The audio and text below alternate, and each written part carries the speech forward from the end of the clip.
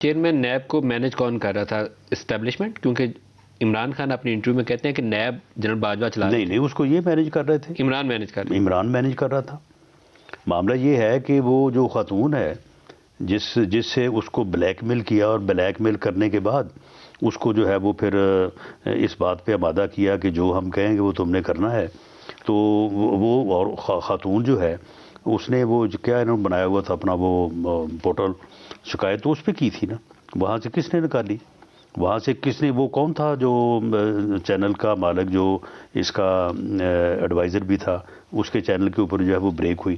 اس خاتون کو جب بلا کے پرائم منسٹر ہاؤس میں میٹنگ کی گئی ہے، اس میٹنگ میں جنرل باجوہ صاحب تو نہیں تھے، اس میٹنگ میں کون کون تھے یہ ان سے پوچھیں، لیکن وہ خاتون نے بھی بتایا۔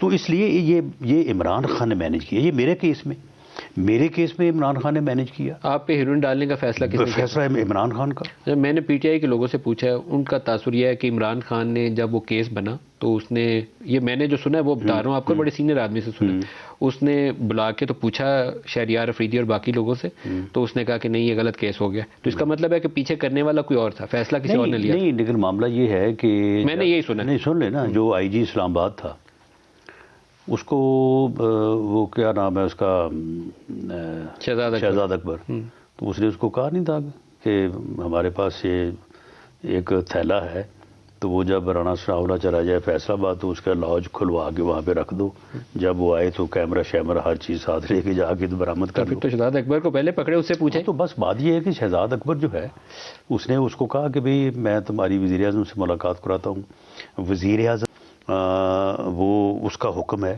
تو اس کے میں تمہیں فائدہ ہوگا، لیکن اس نے کہا کہ جی میں تو میری یہ پوزیشن نہیں ہے، میں نہیں یہ بار اٹھا سکتا۔ اب اس کے بعد وہ بشیر میمن کو جنرل باجوہ نے بلا کے کہا تھا کہ نکالو کچھ نہ کچھ۔ وہ کس کا نام لے رہا ہے؟ عمران خان کا نام لے رہا ہے۔ معاملہ یہ ہے کہ اب عمران خان خود جب یہ کہہ رہا ہے کہ میں احتساب کرنا چاہتا تھا، میں اپوزیشن کو ختم کرنا چاہتا تھا، جو اس کا احتساب ہے یہی تھا نا، تو کیا کہتا ہے کہ جی باجوہ نے مجھے کرنے نہیں دیا، باجوہ نے میری بات نہیں مانی۔ کچھ کیسز کی جو مثال وہ دیتا ہے عمران خان، وہ تو مثالیں مجھے لگتا ہے کہ اس کے اوپر کام ہونا چاہیے تھا۔ شہباز شریف کا کیس ہے، آصف زرداری کا کیس ہے، اس پہ کام ہونا چاہیے تھا۔ باقی اس نے 50-100 کیس جعلی بنا دیا، مطلب شاہد خاقان، مفتاح، احسن اقبال، وہ بلا وجہ رگڑے میں آگے آپ پہ ہیروئن ڈال دی۔ لیکن وہ 2 کیسز پہ تو کام ہونا چاہیے تھا، ان میں جان تھی، ڈاکومنٹ نہیں تو پھر کرتے کام کرتے، یہ تو آپس میں پھر لڑ پڑے۔ لیکن معاملہ یہ ہے نا کہ لڑے کیوں آپس میں، کس بات پہ لڑے؟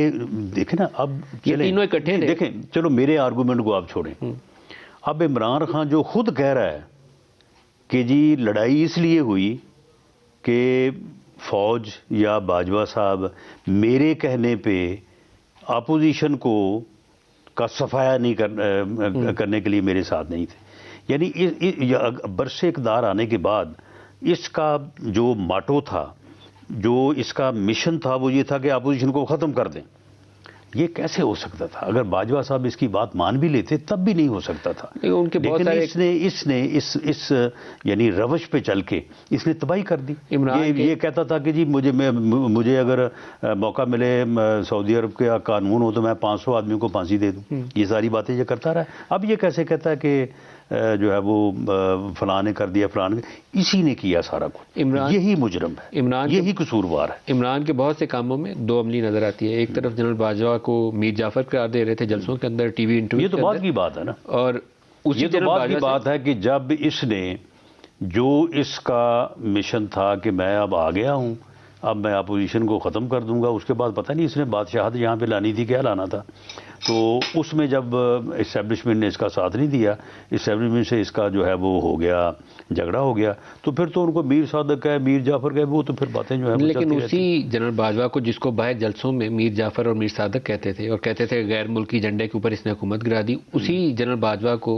صدر عارف الوی کے پاس پریزیڈنسی میں اگست 2022 اور ستمبر میں جا کے 2 ملاقاتیں کرتے ہیں اور کہتے ہیں کہ 8 مہینے کی ایکسٹینشن کی ڈیل کر لیں، تو یہ باتیں بھی تو ہوئی نا۔ نہیں، وہ تو پھر الیکشن کے لیے تھا نا، الیکشن 8 مہینے کے بعد اسے کہہ رہے تھے کہ الیکشن کروا دیں، 8 مہینے کی ایکسٹینشن لیں، سن لیں، الیکشن کروا دیں، فوری کروا دیں، اگر فوری الیکشن نہیں ہو سکتے تو آپ ایکسٹینشن لے لیں، اور اس کے بعد جو ہے وہ پھر الیکشن ہو۔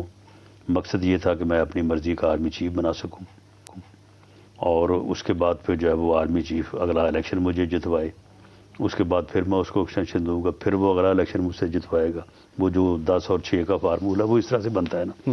تو اس کے بعد جب یہ بات نہ مانی گئی تو اس کے بعد پھر اس نے جو کیا، لانگ مارچ ہو رہا ہے، یہ آج رک گیا ہے، اب یہ کل شروع ہوگا، یہ فلاں تاریخ کو پہنچے گا، یہ سارا کچھ جو ہے اس نے ادارے کو یعنی انڈر پریشر کرنے کے لیے کیا تاکہ وہ آرمی چیف کا جو تقرر ہے وہ متنازع ہو جائے۔